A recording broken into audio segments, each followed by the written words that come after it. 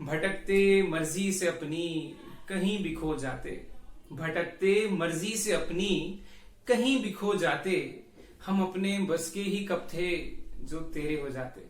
So good evening guys, I am Prashant Dalreja and I welcome you all in Let's Talk Science। और आज का जो हमारा topic है वो है स्टोइशियोमेट्री, चैप्टर नंबर 1 यानी कि बेसिक कॉन्सेप्ट्स ऑफ केमिस्ट्री का ये एक सब टॉपिक है और एक बहुत ही इंपॉर्टेंट टॉपिक है। इसमें से सवाल आ सकते हैं। स्टोइशियोमेट्री पढ़ने से पहले एक छोटी सी टिप, जिसको भी हलवा बनाना आता है वो इस टॉपिक को बहुत ही आसानी से समझ सकता है। कैसे, विल सी। ओके, सो स्टोइशियो का मतलब होता है मास और मेट्री का मतलब होता है मेजरमेंट। सो दो वर्ड्स हैं, स्टोइशियो यानी कि मास, मेट्री यानी मेजरमेंट। यानी किसी भी रिएक्शन में जब आप ये चीज मेजर करते हैं कि रिएक्टेंट्स और प्रोडक्ट का मास कितना है। So when we measure the mass of reactants and products in a chemical reaction, this is known as stoichiometry. Okay. अब ये समझने के लिए छोटी सी बेसिक सी चीज आपको पता होनी चाहिए। फॉर एग्जाम्पल, जब मैंने आपसे कहा हलवा, तो हलवा बनाकर हम थोड़ी सी समझने की कोशिश करते हैं इसको। So let us take an example कि हमारा जो हलवा है उसमें हम लोग डाल रहे हैं आटा। आटे के अलावा हम लोग ले रहे हैं लेट्स से शुगर, चीनी, और शुगर के साथ हम लोग लेते हैं घी। सही है? यानी कि तीन रिएक्टेंट्स जो हैं वो हमने कंबाइन किए तो हमें एक प्रोडक्ट मिला जिसका क्या नाम है, वेरी गुड, जिसका नाम है हलवा। सही है? अब थोड़े से फिगर्स ले लेते हैं। मान लो हमें 100 ग्राम हलवा बनाना है, तो 100 ग्राम हलवा बनाने के लिए आपको मान लें 50 ग्राम आटे की जरूरत है, और फिर आप मान लें कि आपको 20 ग्राम शुगर की जरूरत है और 30 ग्राम आपको घी की जरूरत है। यहां तक बात समझ में आई? हमें 100 ग्राम हलवा बनाना है। 100 ग्राम हलवा बनाने के लिए हलवे की तीन मेन इंग्रेडिएंट्स जो हैं यानी कि आटा, शुगर और घी, उसके 50, 20 और 30 ग्राम लगते हैं। यानी कि ये तीन मिलकर के 100 ग्राम हलवा बनाते हैं। ये बात अगर समझ में आ गई तो आगे चलते हैं। अगर आपको 100 ग्राम हलवा बनाना हो तो आपको ये तीन चीजें इतनी इतनी मात्रा में चाहिए। अब अगर किसी ने आपसे कहा कि भाई साहब हमें 100 ग्राम के बजाय इसका ठीक डबल बनाना है, यानी कि हमें 200 ग्राम हलवा बनाना है, बताइए कितना आटा, कितनी शक्कर, कितना घी है? आप बोलेंगे ये बस इतना सा। अगर इसका ठीक डबल किया है तो तीनों का ठीक डबल कर दो। यानी कि घी अब 30 की जगह कितना लगेगा, बोलो? 60 ग्राम लगेगा।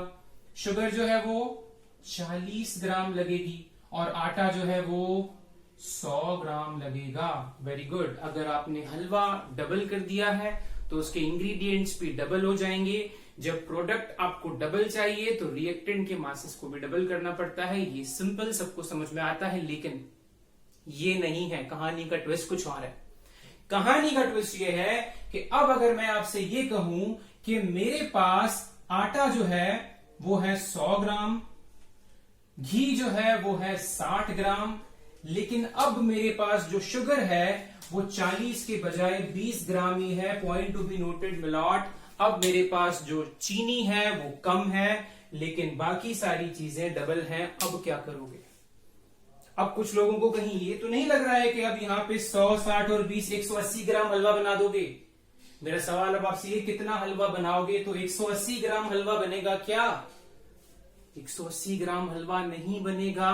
क्यों नहीं बनेगा? अरे जब चीनी 20 ग्राम होती है तो आटा 50 ग्राम ही लेते हैं, चाहे घर में 100 ग्राम हो या 1000 ग्राम हो।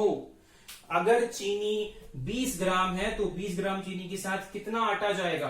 वेरी गुड, 50 ग्राम आटा ही जाएगा। और घी कितना जाएगा? 30 ग्राम घी ही जाएगा। यानी कि इस केस में भले ही आपके पास आटा 100 ग्राम है, लेकिन यूज कितना होगा? वेरी गुड, यूज 100 का 100 नहीं होगा। यूज इसमें से सिर्फ आधा, यानी कि 50 ग्राम यूज होगा। बाकी का 50 ग्राम रख देंगे, जब दूसरी चीनी आ जाएगी तब बना लेंगे। तो 50 ग्राम यहां से लग गया आपका आटा, और घी भी आपका लगेगा 30 ग्राम, यानी कि 60 माइनस 30। और अब ये 20 ग्राम चीनी जो है ये 50 ग्राम आटे और 30 ग्राम घी के साथ मिलकर के हलवा कितना बनाएगी? वेरी वेरी इंपॉर्टेंट, हलवा आपका बनेगा 100 ग्राम। समझ में आया कि नहीं आया? क्योंकि एक इंग्रेडिएंट कम था जिसकी वजह से बाकी दो इंग्रेडिएंट ज्यादा तो थे, लेकिन लगे वो भी उतने जो उस कम चीनी के लिए लगते थे। यानी कि इस केस में जो हमारी चीनी थी, क्योंकि वो कम थी, इसीलिए उसने बनने वाले हलवे को भी कम कर दिया। ऐसा रिएक्टेंट जिसकी वजह से प्रोडक्ट का फॉर्मेशन कम हो जाता है, ऐसे रिएक्टेंट को हम कहते हैं लिमिटिंग रिएजेंट। क्या कहते हैं guys? Again I want you to repeat the term. This is known as limiting reagent. Limiting reagent यानी ऐसा रिएजेंट जो कम मात्रा में होता है और जो प्रोडक्ट फॉर्मेशन को अफेक्ट करता है। यहां पर चीनी 20 ग्राम थी, इसलिए घी और आटा कितना भी हम ले लें, लेकिन रिएक्ट उतने ही करेंगे जितनी 20 ग्राम चीनी के साथ करते हैं। ये समझ में आई कि नहीं? हाँ कि ना बोलो? हाँ। बस अगर ये समझ में आ गई, ये लिमिटिंग रिएजेंट का कॉन्सेप्ट समझ में आ गया, तो अब आप स्टोइशियोमेट्री पढ़ने के लिए तैयार हैं। चलिए अब हम लेते हैं एनसीईआरटी का एग्जाम्पल। आओ जरा, एनसीईआरटी का एग्जाम्पल है कंबशन ऑफ मीथेन। मीथेन यानी कि CH4 गैस। कंबशन, जब भी किसी चीज का मैं कंबशन करता हूं यानी मैं उसको किससे रिएक्ट करता हूं? ऑक्सीजन गैस से रिएक्ट करता हूं। So when methane reacts with oxygen gas, जब कंबशन होता है, आप सब जानते हैं CO2 गैस बनती है और H2O वेपर बनता है। This is the combustion reaction simply. अब मुझे इस रिएक्शन को बैलेंस करना है, तो बैलेंस करने के लिए सिंपली यहाँ पे 4 हाइड्रोजन है, तो यहाँ पे 4 करने के लिए इसको 2 से इंटू करूंगा।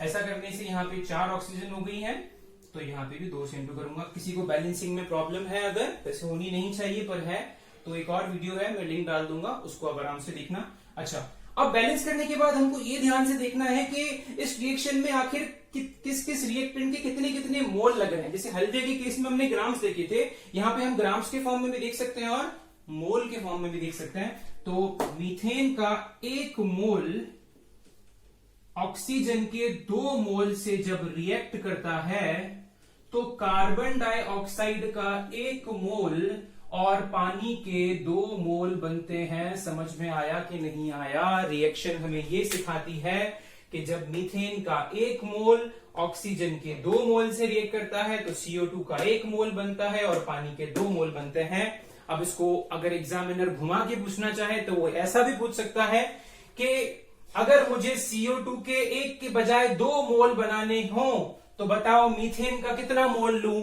तो भाई साहब, अगर इसको डबल करेगा तो इसको भी डबल करना पड़ेगा, है ना? जैसे अपन ने हल्दे के केस में किया था। तो अगर CO2 के 2 मोल चाहिए तो भाई मीथेन का भी 2 मोल यूज करना। अच्छा, लेकिन ऑक्सीजन का कितना मोल यूज करूंगा? ऑक्सीजन का भी डबल, यानी पहले 2 था तो 4 मोल यूज करूंगा। समझ में आया? ऐसे और क्वेश्चंस हम आगे देखेंगे तो और समझ में आएगा। तो मोल के कॉन्सेप्ट में ऐसा। अब अगर ग्राम के कॉन्सेप्ट में देखें तो कैसा? सिंपली मोल को ग्राम में कन्वर्ट कर दो। मीथेन का कितना मास होता है टोटल? देखो, कार्बन होता है 12, हाइड्रोजन 1 का होता है 1, 4 हाइड्रोजन का 4, तो 12 + 4 यानी 16, तो 16 ग्राम मीथेन। ऑक्सीजन O2 का मास होता है 32 इंटू 2 64, 64 ग्राम ऑक्सीजन से रिएक्ट करता है। तो CO2 का मास होता है, ऑक्सीजन 2 है यानी कि 32 + 12 होता है 44 ग्राम CO2 बनता है। और पानी का मास होता है 18 इंटू 2 यानी कि वेरी गुड 36 ग्राम। तो जब 16 ग्राम मीथेन 64 ग्राम ऑक्सीजन से रिएक्ट करता है तो 44 ग्राम CO2 बनता है और 36 ग्राम पानी बनता है। ये हो गया ग्राम के टर्म्स में। ग्राम के टर्म्स में भी एग्जामिनर पूछ सकता है और मोल के टर्म्स में पूछ सकता है। अब क्वेश्चंस देख लेते हैं आपके एनसीईआरटी में। 1.3 और 1.4 एग्जाम्पल्स आपसे क्या पूछते हैं, एक बार ध्यान से देख लो। तो 1.3 की तरफ जाते हैं। वेरी सिंपल, 1.3 आपसे पूछता है, इसी रिएक्शन का क्वेश्चन है, amount of water produced by combustion of 16 grams of methane. Methane के 16 ग्राम जलाने पर कितना ग्राम पानी बनता है, ये आपसे सवाल है। तो सबसे पहले आपको इक्वेशन लिखनी है। ये रही मीथेन, ये रहा कंबशन, ये रहा पानी, ये रहा CO2। बैलेंस कर देंगे जल्दी से, एज इट इज बैलेंस करना है। ये 2H2O आ गया, ये 2O2 आ गया, ये रहा 1 मोल, ये रहे 2 मोल, ये रहे 2 मोल और ये रहा 1 मोल। ओके अब आपसे वो 16 ग्राम मीथेन, 16 ग्राम मीथेन का मतलब होता है, वेरी गुड, 1 मोल। अरे 1 मोल मीथेन को जलाएगा तो पानी कितना मिलेगा? पानी मिलेगा 2 मोल। तो यहां पे amount of water produced by combustion of 16 gram of methane, जब 1 मोल को जलाता हूं तो 2 मोल पानी मिलता है। तो आपको सिंपली लिखना है when 1 mole is combusted, 2 moles of 1 mole of methane when combusted, 2 moles of water is formed. अब अगर ग्राम में कन्वर्ट करेंगे तो ग्राम में 16 gram methane will give 2 mole of water का मतलब होता है 1 मोल यानी कि 18 इंटू 2 यानी कि 36 ग्राम्स ऑफ H2O। एकदम सिंपल, एकदम सिंपल, बिल्कुल कंफ्यूजन होने की गुंजाइश नहीं होनी चाहिए। आपको बस सिर्फ ये देखना है कि वो जो 16 ग्राम है दरअसल वो 1 मोल के बराबर है, और रिएक्शन हमें ये समझाती है कि मीथेन का 1 मोल जो है वो पानी के 2 मोल देता है। सिंपली ग्राम में कन्वर्ट कर दो, ये 16 ग्राम है, 16 ग्राम है, 2 मोल है तो ये 36 ग्राम है। That's it. So answer is 36 grams of O2। Simple है, समझ में आ रहा है, एकदम सिंपल है ना, एकदम simple. Okay, moles of methane required to produce 22 grams of CO2। इस रिएक्शन को भी सेम उसी रिएक्शन से मिलती जुलती वही रिएक्शन है ये एक बार रिएक्शन लिख लो, CH4 plus O2 equals to H2O plus CO2। Balance कर दो जल्दी से, ये मैंने कर दी बैलेंस। अब वो कह रहा है 22 ग्राम्स ऑफ CO2 अगर मुझे चाहिए तो मुझे मोल्स ऑफ मीथेन निकालने, कितने मोल्स ऑफ मीथेन मुझे लगेंगे? अरे यार, पहली बात तो इस ग्राम को मोल में कन्वर्ट करो। क्यों? क्योंकि अगर मुझे मीथेन के मोल्स निकालने हैं तो मुझे CO2 के मोल्स के टर्म्स में चाहिए ये अमाउंट। तो मोल्स निकालने के लिए बड़ा ही सिंपल, मोल बराबर given mass upon molecular mass. वैसे आपको ऐसे भी समझ में आ जाएगा, 22 ग्राम यानी आधा मोल होता है, बट जिन लोगों को ऐसे समझ में नहीं आता है वो ये मतलब फॉर्मूला लगा के देखो, given mass upon molecular mass यानी कि 1/2 दैट इज हाफ मोल। यानी एग्जामिनर आपसे सिंपली ये पूछना चाह रहा है यहाँ पे कि आधा मोल अगर आपको CO2 चाहिए तो उसके लिए आपको कितना मीथेन जलाना पड़ेगा। तो उसके लिए पहले रिएक्शन के बेसिक्स पे जाओ। 1 मोल जब मीथेन का जलता है तो 1 मोल CO2 का मिलता है। ओके, अब CO2 के अगर 1 मोल के लिए मीथेन के 1 मोल को जलाना पड़ता है, तो अगर CO2 का आधा मोल चाहिए तो मीथेन का भी वेरी गुड, मीथेन का भी आधा मोल। तो 1 mole of CO2 requires 1 mole of methane, therefore half mole of CO2 will require half mole of methane। Simple, यानी कि आपको कितने मोल चाहिए? आपको आधे मोल चाहिए। तो इस क्वेश्चन का आंसर सिंपली कि half moles of methane are required. समझ में आया? ऐसे और बहुत सारे क्वेश्चंस हैं, आप ट्राई करो, इनको देखो अपनी बुक्स में, बुक्स के अलावा कहीं और, हर जगह बस कॉन्सेप्ट सिर्फ इतना है कि आपको रिएक्शन में देखना है। रिएक्शन में जितने भी मोल रिएक्ट करके जितने भी मोल प्रोडक्ट के बनाते हैं वो हमेशा फिक्स रहता है। उसको मोल के टर्म्स में या ग्राम्स के टर्म्स में पूछना कभी कभी वो पूछ सकते हैं, तो आपको ध्यान देना है। I hope this stoichiometry is clear to you. I will see you next with some other interesting topics. Till then, stay curious, keep learning. Bye bye.